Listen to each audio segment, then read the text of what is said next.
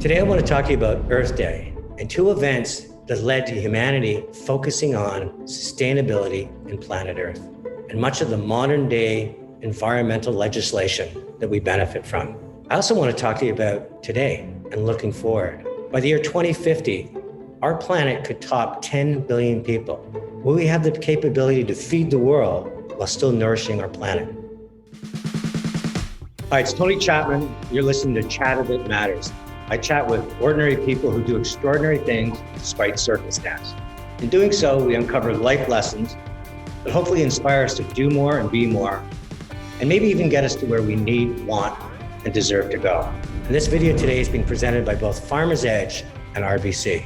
Two events led to this extraordinary day in stopping decades of abuse. The highways crowded with cars spewing leaded gas into the atmosphere. Industry leaking toxins without any worry of prosecution. Consumers throwing litter out of their back windows. And air pollution, the stink and the color, in many ways was thought of as a badge of the new American industrial might, the superpower. And consumers and humans, we somehow had failed to connect the dots between the poison that seeps into the ground could also seep into our bloodstreams. This planet is threatened with destruction, and we who live in it with death. The heavens reek, the waters below are foul, children die in infancy, and we and the world, which is our home, live on the brink of nuclear annihilation. We are in a crisis of survival. Good evening. A unique day in American history is ending, a day set aside for a nationwide outpouring of mankind seeking its own survival. Earth Day, a day dedicated to enlisting all the citizens of a bountiful country in the common cause of saving life from the deadly byproducts of that bounty, the fouled skies, the filthy waters, the littered earth. So what were these two events that led to this extraordinary day? The first was a book titled Silent Spring. It's written by Rachel Carson, New York Times bestseller, 500,000 copies in over 20 countries. What Rachel did is started looking at the pesticides. You know, back in the day, they used to take things like DDT and mix it with oil and spray it on the ground. That book was attacked by chemical companies, but it struck an emotional chord with the consumer and at the ballot box. And politicians woke up and started to draft environmental legislation to protect not only humanity, but our planet. Second event happened in January 1969, near the city of Santa Barbara, Southern California. I've been there, it's paradise. South-facing coast, the longest such section on the West Coast, beautiful mountains. Santa Barbara is often referred to as the American Riviera. But in January 69, due to sloppy construction and permitting, an oil well blew off the coast of Santa Barbara, experiencing a massive environmental disaster. Largest oil spill in United States waters at that time, and now it ranks third after the 2010 Deepwater Horizon and 1989 Exxon Valdez spills. The disaster, 3,500 seabirds destroyed, marine animals such as dolphins, elephants, seals, and lions. The public outrage engendered by this spill received prominent media coverage around the world and absolutely raising awareness that consumers and voters and humans had to take back control of their planet.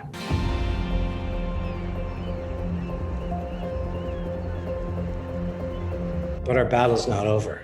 It's so difficult to stay in step with treating our planet right and sustaining living creatures. I said in my introduction, by the year 2050, 10 billion people, we're gonna have to double our food supply. Do farmers and growers, food chain, technology, how can they all come together to make that happen? But the second thing within it is also an opportunity. The Barton Report has identified that agriculture is a massive opportunity for Canada. We can become, in fact, a superpower. We can go after exports, $75 billion in their report. It's since been up to $85 billion by the federal government. So we have an opportunity to create jobs, investment in rural areas, become the leaders in terms of how people farm and sustain the planet. And that's what today's episode's about. I'm going to talk to 3 individuals to find out if we can do more and less, get more from our farms, more yields, more productivity, and with less impact to our environment. My first guest is going to be Wade Barnes. He's the CEO of Farmers Edge. It's a Canadian company. Recently, it's gone public, massive positive acclaim. And Wade Barnes is committed and focused on providing digital solutions to farming. And his passion extends beyond just the ability to get more yield, but for the farmer to actually have a connective relationship with the consumer. Wade has a lot to say about our ability to stand up and do more and less. I then have Dr. DrSylvain Charlot, world-renowned thinker on the entire food chain from farm to plate. He's written over 500 papers. He's a professor at Dalhousie University. He's founded innovation centers. He's a sought-after speaker. And he's going to talk about what Canada needs to do to step up and to climb up that value chain. And my third guest is Lavery. She's the CEO of Export Development Canada. Born in Northern Ireland, proud Canadian citizen, and she blazes a trail for exports around the world for Canada. And she has some incredible insights on what it'll take for Canada to achieve that superpower status with agriculture. I want to now bring on Wade Barnes, who's the CEO of Farmers Edge, providing digital solutions to farmers in Canada and around the world. And he has so much to say about our ability to do more and less. Wade Barnes, welcome to Chatter That Matters. I'm really happy to be here. Thank you. Wade, the first time we met was at a Tech Manitoba conference, and I was blown away by the things that you were talking about and doing. And this business started when you started realizing that technology actually could play a major role in helping farmers achieve what they're after, which is obviously a great yield. Tell me a little bit more of the early days of Farmers Edge. I like to tell the story that I used to work for a fertilizer company, and we implemented this really cool technology. And what we were able to find out is that we were able to increase yields with less fertilizer. And I got super excited about it. Farmers got super excited. And then my boss came to me one day and said, "Hey kid, you get paid to sell fertilizer and you're selling our customers less." And they just couldn't quite get their head wrapped around that. And so I like to tell people that I became unhired from that company. And that's really what started Farmers Edge. And, we just really connected the dots for farmers around the technology. But then we started to understand the byproduct of all this was data and information. And then I really had a light bulb moment and said, look, data is going to change everything.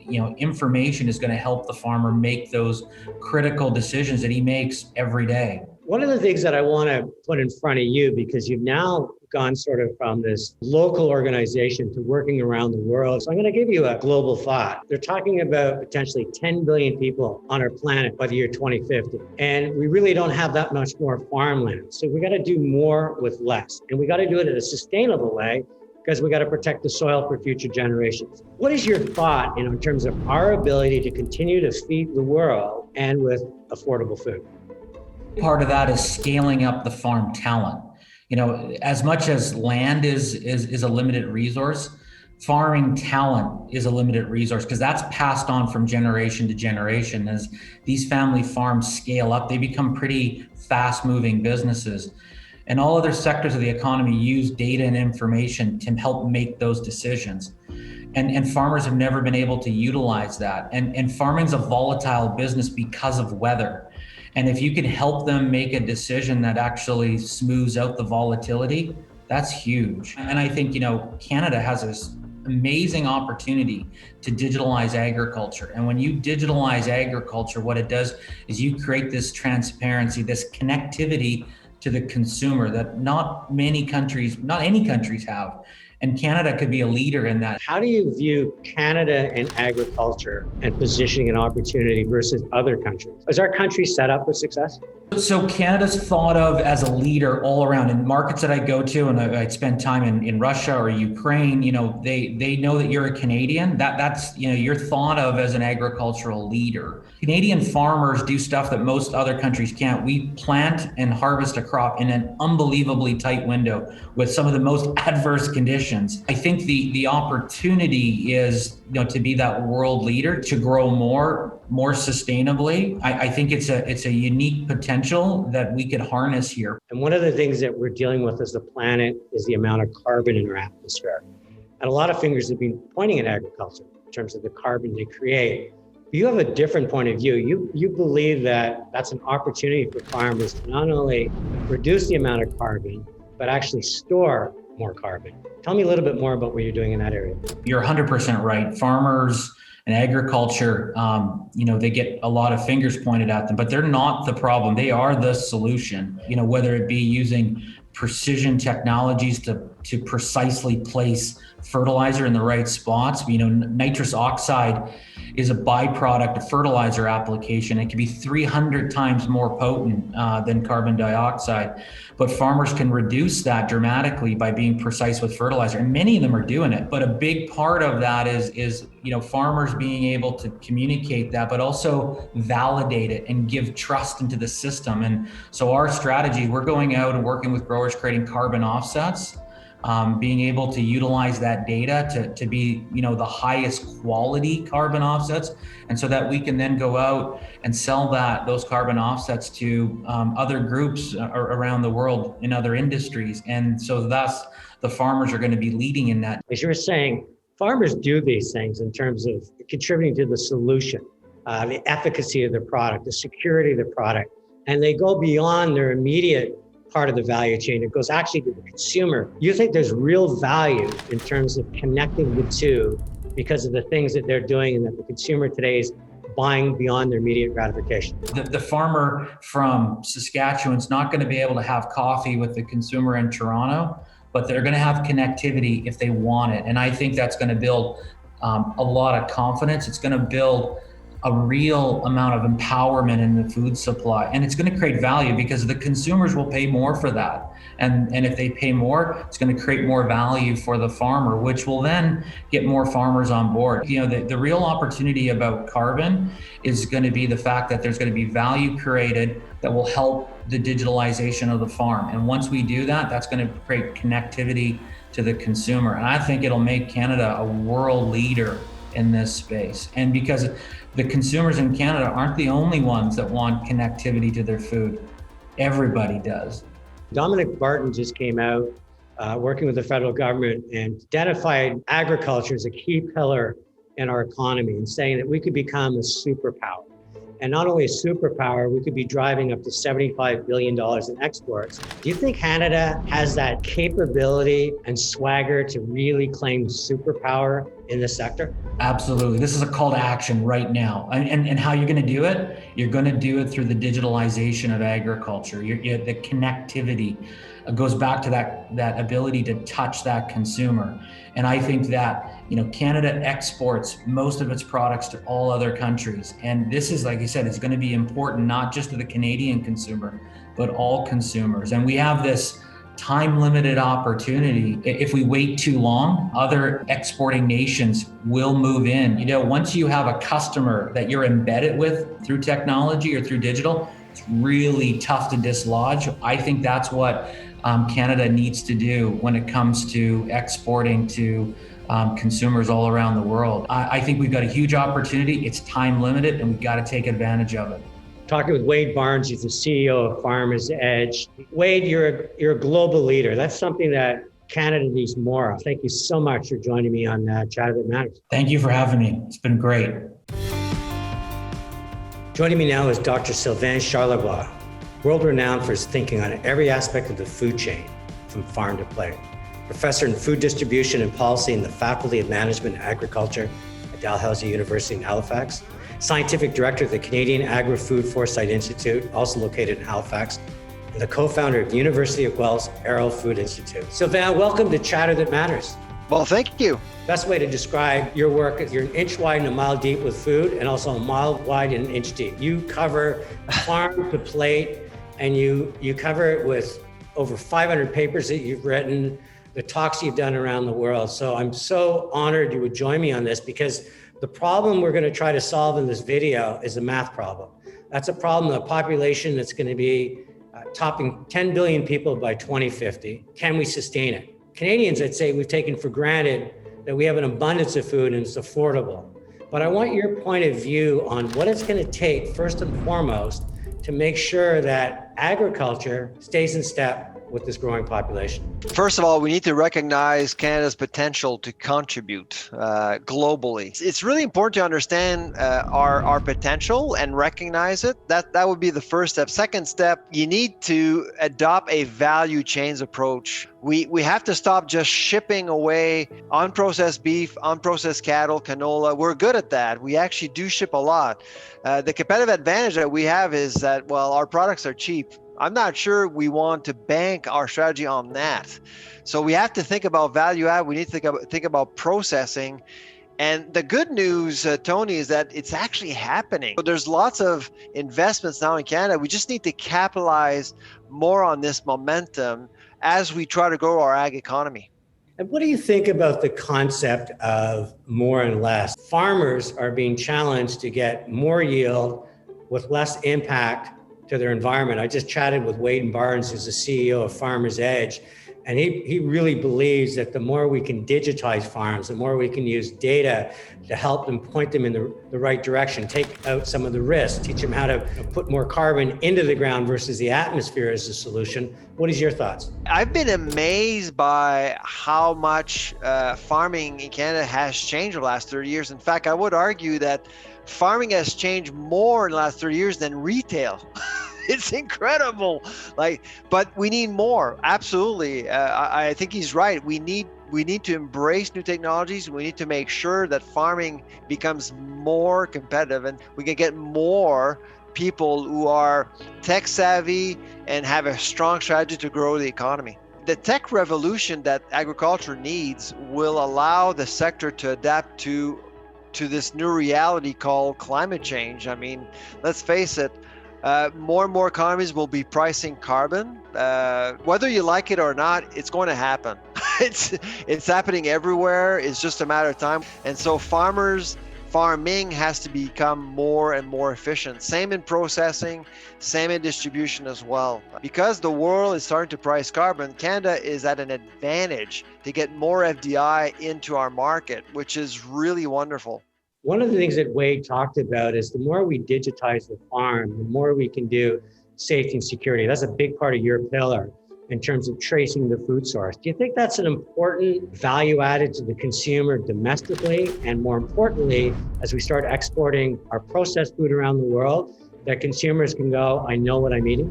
I think so. When you travel around the world, the Canadian brand is pretty strong. And related to food, it's even stronger.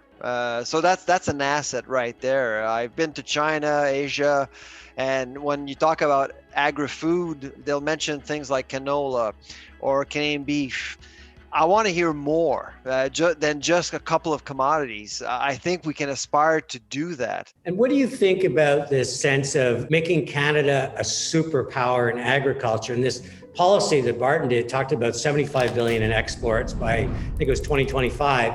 Is that attainable or is that just podium banter? If you would have talked to me about a year ago, I would have said, no way, this is just unattainable. But now, I mean, what I've seen so far in the food industry is quite encouraging. The protein industry in Canada has attracted over $300 million worth of investments to support not massive projects, but pilot projects could lead to great things.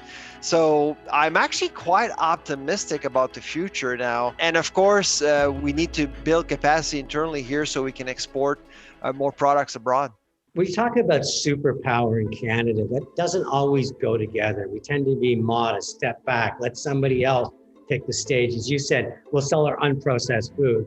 What's it going to take to adopt an attitude in this country that says we have every right to that podium, to be that agricultural superpower? A superpower really requires a strategy. A superpower actually requires a shift in paradigm. Instead of applying supply side economics, you look at demand chain management. You understand the market, where it's going 5 years ahead, and restructure the entire industry accordingly to capitalize on these new trends. To build a superpower, it means that you have to be forward looking, and in 5-10 years from now, and you need to understand the consumer, whether that consumer is in Montreal, Halifax, Vancouver, Washington, Seattle, Jakarta, Beijing, China. It doesn't matter where the consumer is. You have to understand that person as much as possible and build an industry based on what you know. Talking to DrSylvain Charlot, world-renowned thinker, thankfully Canadian-based. Any final thoughts in terms of what we can offer the listeners in saying rally behind agriculture because food means the world to each of us and all of us. And more importantly, it sounds like for our Canadian economy going forward. Any final thoughts? COVID really has invited consumers to not only try to look at a transparent industry, it actually invited consumers to understand the industry. And when you do that, you increase interest and you increase investments. The fact that Silicon Valley and non-ag investors are looking at ag is a good thing. Ag has been dominated by white males forever, and that needs to change. And the more diverse your workforce will be in ag, the better off you'll be, and the closer you'll get to that superpower goal that we should aim for. Joining me now in this special Earth Day edition is Lavery. She's the president and CEO of Export Development Canada. She was born in Northern Ireland. She's an incredibly accomplished leader. I'm thankful to say she's a Canadian citizen, because today she works tirelessly on behalf of all Canadian business to make sure we can find markets outside our border. Mairead, it's nice to see you again. Delighted to be here, Tony. Delighted to be back with you. So Mairead, the first thing I want to talk to you about is this whole thing about doubling our food supply. We just had a report that came out in Canada saying that there's no reason that Canada cannot become an agricultural superpower. You are the person that's absolutely those shoulders are going to fall on. Is this political rhetoric, or do you think we can become a superpower? No, Tony, I don't think it's rhetoric at all. I think we are actually a superpower, and maybe that's what people don't realize about Canada today. Canada has a long history of food exports, agricultural machinery exports, and just in the whole value chain of what we would maybe call agriculture, Canada has a long history, but it's really expanding its boundaries today. So we are seeing much different products going to much different locations, and many countries looking to the expertise that Canada has. So we shouldn't just be thinking of its food. It's value-added processing, it's agricultural equipment, and it's technology. And Canada's been leading in that. So no, I don't think this is rhetoric at all. The other side of that, Tony, and you mentioned it, is demand. So Canada has the supply, but the demand is there. The population growth is there. The demographics are there, and the growth of the middle class, which changes not what they want as well. And that's all what Canada can deliver. So I'm very excited by this sector. You've made an incredible commitment, not just at the EDC, but in general, everything you've touched, to really focus on sustainability, that we have to leave this planet in a better place than we inherited. Can sustainability march in step with the sense of fulfilling the demand of a growing population and their insatiable appetite for food? Well, it has to, right? You can't get to sustainability and you can't get to the benefits of sustainability without dealing with some of the aspects of it. So let's take the environment, let's take social, and let's take governance. All three, Tony, are in play here. I think the one everybody thinks about is climate action and the impact of agriculture on the climate today. So it has to be addressed, and we have to look at the quality of our soil. We have to look at the fertilizers we use. We have to look at water usage, because water is a scarce resource. And as much as we have lots of it in Canada, that's what's used in agriculture, and we don't have enough to supply the world. So how do we reduce water usage in agriculture? And then you put in social factors. We have to look at migrant workers. We have to look at how we use our land and the Indigenous owners of our land. We have to bring in those social factors. And then just the whole governance. You do not go out into this world today and do business in countries with perhaps some of the business norms that they do. We have to bring some Canadian qualities and integrity to the table. So you have to do all of that. Any farmer will tell you there's a reason you rotate crops to protect the soil and make sure that they can continue to deliver produce for years thereafter. So like, farmers know that sustainability matters. They've been doing it for years. Now we have to do it on a bigger scale, and now we have to deal with resources that we thought were free that aren't anymore. So you have to put the two together, and Canadian companies have shown that they can do it, and they can show others how to do it as well. So one of the Canadian companies that I talked to is Wade Barnes, who's the CEO of Farmer's Edge. Incredible vision to really bring digital solutions to farming. His vision's now going around the world. In fact, he just had an IPO. It's 10 buyers for every share that was offered, $750 million market cap. And I'm so excited that he wants to stay in Canada versus sell out. is technology and Canadian technology, and I kind of call them the Apple of farming. Is that part of what EDC can do? Is you're starting to bring solutions to different markets around the world? It's not just the products they eat, but how they grow and sustain? Yeah, absolutely, Tony. So we've been investing in a few of the different trends in biodiversity and particularly in soil and biofertilizers. We've been investing, so this is EDC investing themselves in anything to do with technology in farming because we see the advantage of that.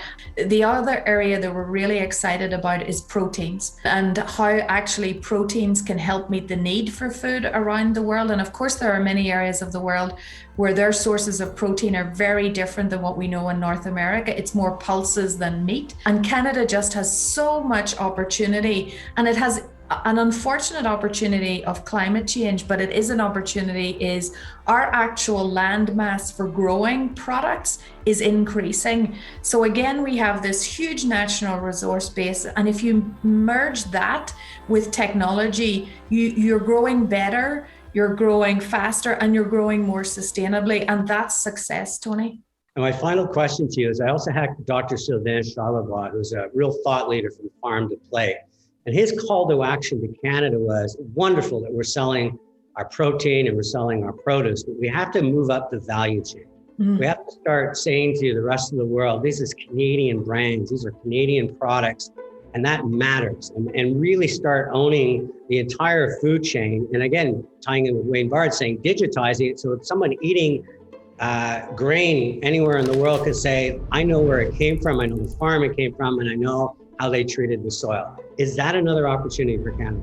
Absolutely. I mean, consumers are getting more sophisticated. I was reflecting recently on when organic products first came to the supermarket, and there was all the media attention around, they were smaller, they were more expensive, the consumer will not buy these. Like now you look, the consumer is only interested in organic products. That level of awareness has increased. Any government, any political party is going to want to make sure that the population is fed. And if the population, the consumers are telling them this is what they want, then I think you'll actually see it helping geopolitics because everybody will want to make sure their population is fed, and they'll be looking for food security and food safety, and technology can help them get there. And Canada can lead the way in all of that, Tony. It's a super exciting space. Marie Lavery, I'm so happy that you were born in Northern Ireland but are now a Canadian citizen, because it's leaders like you that are actually blazing such incredible trails for the heroes in Canada that are growing and farming and processing and manufacturing, and all of it laddering up to you saying it really is a world where we have to do more and less. Thank you so much for joining me this special Earth Day edition. Tony, it was an absolute pleasure. Last plug, if any of the farmers that you talk about who are the true heroes here want to call us, we're here to help, and we're here to help with Farm Credit Canada and some of the other institutions, but we are here to help them. Thank you for joining me on this special Earth Day edition of Chatter That Matters.